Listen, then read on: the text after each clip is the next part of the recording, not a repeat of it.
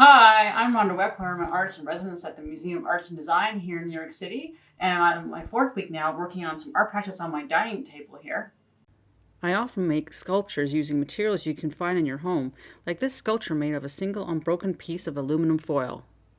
This series of tutorials will show you how to use materials from your kitchen and home to make gifts that fit in a standard size envelope to mail to friends and family.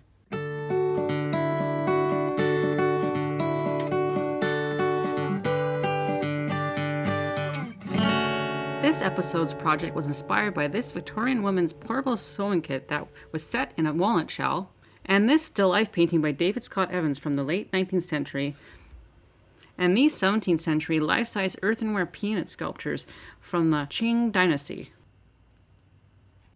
Did you know that lockets have been around for thousands of years? In ancient Egypt, Cleopatra gave lockets with an image of herself to her favorites. Why not continue this tradition and make a locket out of a peanut shell? These are the materials you will need to make this project. Please stop the video now to take a closer look.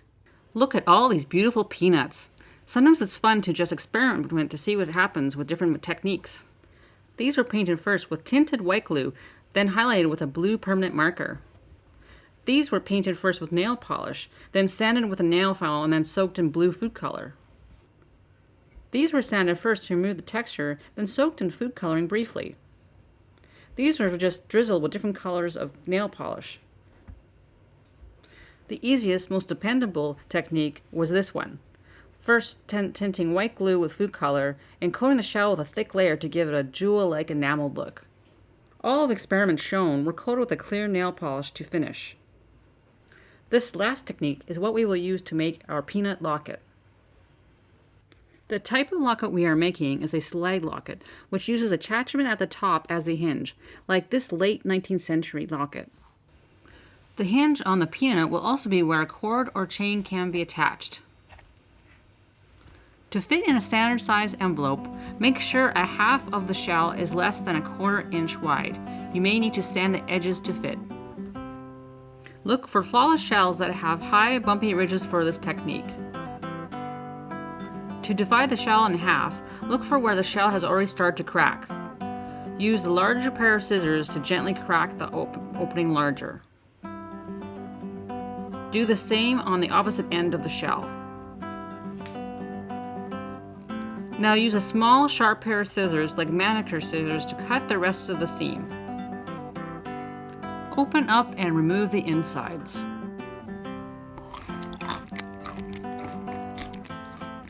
For my example, one side of the shell will go from yellow to red and the other from blue to light green. First make 2 pulls of white glue and add a drop of yellow to one and a drop of red to the other. Mix the yellow first. Use your finger to lay a thick coat on one end of the shell. Next, make an orange glaze by adding a little bit of red to the yellow. Pat the orange onto the middle of the shell to blend. Lastly, mix the red glaze and only lay on the end of the shell, patting lightly to blend into the orange. Next, I'm making a blue to light green gradient.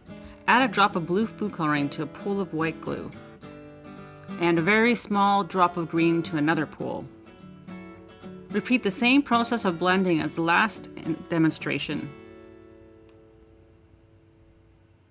Allow the color to completely dry and lay the shells on paper clips to keep them from sticking to the table. Coat with a thick layer of clear nail polish top coat. The shells will need loops at the top to act like a hinge. The locket doesn't need a latch to keep it shut because gravity will keep the 2 sides together when worn. But you can add one like this one for extra security if you would like. First, sand the edges of the shells with sandpaper or a nail file. Line up the sides and mark with a permanent marker where the 2 hinges should go at the top. If you have decided to add a latch, flip the peanut over and mark the shell in the middle. Use small sharp scissors to cut a V-shaped notch where each mark is. This will accommodate the neck of the attachment loops. Make sure all notches line up. For the loop attachment at the top, you will need either wire or you can cut the plastic off of twist ties. Cut the wire into pieces about 1.5 inches long. Wrap twice around a nail.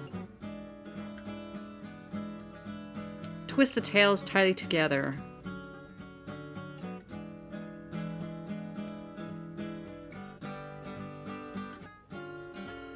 And slide the loop off the nail.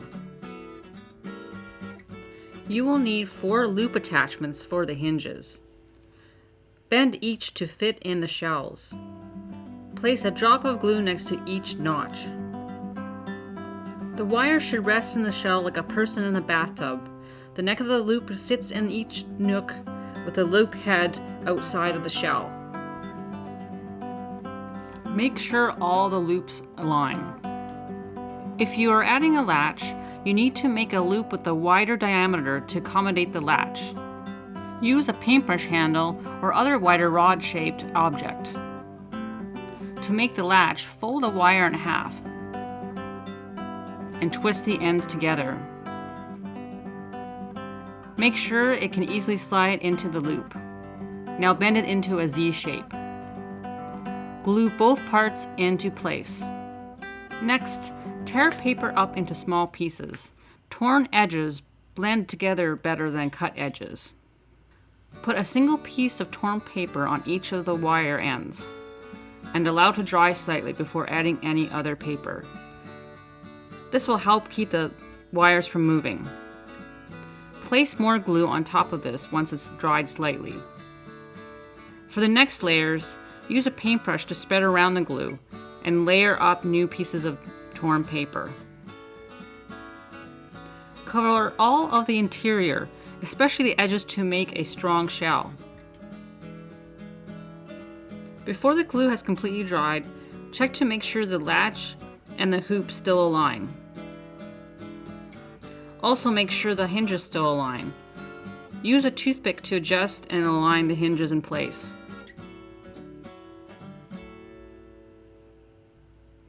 To give the interior a rich color, mix a glaze using glue and food color. This time, intensify the color by adding extra food color. Make sure to paint the rim of it as well to strengthen it. You can leave the rings bare or paint with the glaze.